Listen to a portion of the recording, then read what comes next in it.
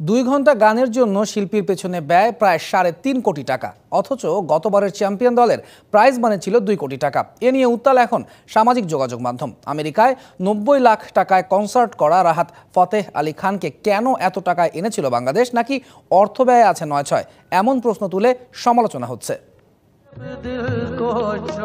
গণমাধ্যমের খবর, এবারের বিপিএল ফেস্টের প্রধান গায়ক রাহাত ফতেহ আলী খানের পেছনে ব্যয় প্রায় 3.5 কোটি টাকা।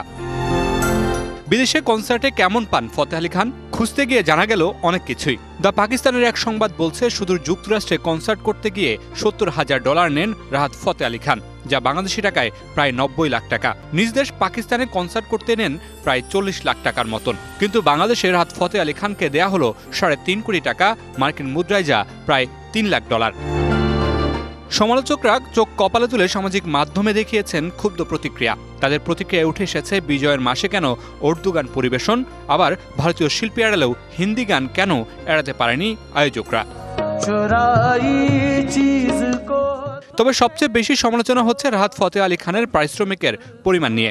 যেখানে আসরের চ্যাম্পিয়ন দলকে দেয়া হয় 2 কোটি টাকা, সেখানে এক রাতের 2 ঘন্টার গান পরিবেশনে বিসিবি ব্যয় করেছে 3.5 কোটি টাকা। গত আসরের চ্যাম্পিয়ন ফরচুন বরিশালের হাতে উঠেছিল 2 কোটি টাকা, আর রানার্স আপ দল পেয়েছিল 1 কোটি টাকা। সব মিলিয়ে গত আসরে বিপিএল এর মোট প্রাইজ মানি ছিল 3.28 লাখ টাকা। আর এবার বিসিবি তার থেকে বেশি খরচ করেছে এক রাহাত ফতেহ আলী খানের 2 ঘন্টার আয়োজনে।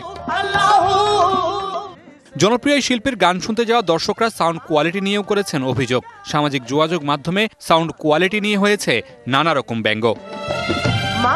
রাহাত ফতেহ আলী খানকে নিয়ে মিউজিক ফেস্টের মাধ্যমে বিপিএল এর পরবর্তী আসরের পথ চলা শুরু করল বিসিবি। তবে উদ্বোধনী অনুষ্ঠান এখনো পুরোপুরি শেষ হয়নি। সিলেট ও চট্টগ্রামেও আছে আয়োজন। সব মিলে বিসিবির অনুষ্ঠানের পেছনে খরচ হবে প্রায় 7 কোটি টাকা, যেখানে রাহাত ফতেহ আলী খানের পেছনেই খরচ কেবল 3.40 লাখ টাকা। অথচ বিপিএল এর প্রাইজ মানি মাত্র 2 কোটি। 8 থেকে 10 কোটি টাকা বিনিয়োগ করে একটি দল চ্যাম্পিয়ন হবার পর তাদের যে অর্থ দেয়া হয়, সেটা অন্যান্য ফ্র্যাঞ্চাইজি টুর্নামেন্টগুলোর তুলনায় খুবই বেমানান। আমরা আশা করেছিলাম যে lot more we can expect from development.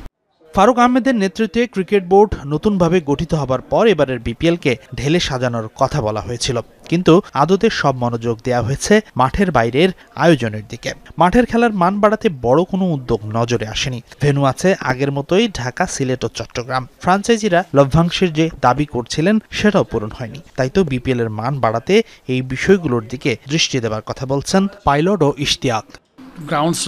BPL শুরুর প্রথম কয়েক সিজনে সেই সময়ের তারকা ক্রিস গেইল, শাহিদ আফ্রিদি, ইমরান নাজির, শন টেট, জফরা আর্চারের মতো ক্রিকেটাররা মাতিয়েছিলেন মাঠ।